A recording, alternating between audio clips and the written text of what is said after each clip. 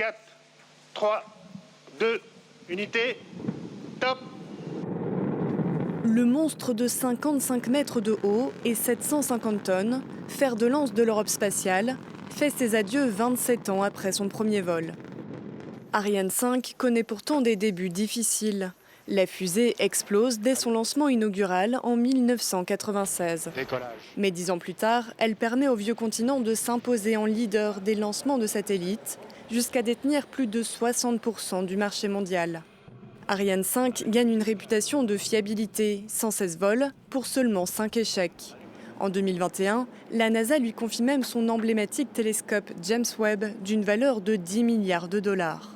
Mais face à la concurrence de SpaceX, Ariane 5 devient trop coûteuse. La fusée sera rangée au garage en attendant Ariane 6. Un nouveau lanceur 40 à 50% moins cher. Problème, le projet a déjà 3 ans de retard.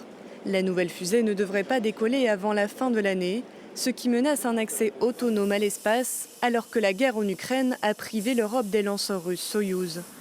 De leur côté, les États-Unis et la Chine accélèrent leur investissement dans les micro-lanceurs réutilisables. L'enjeu pour les Européens, ne pas se faire distancer. L'Europe soutient les micro-lanceurs, puisque c'est quand même une révolution dans la mise en orbite de satellites. On va pouvoir mettre rapidement beaucoup de satellites en orbite, et ça c'est important.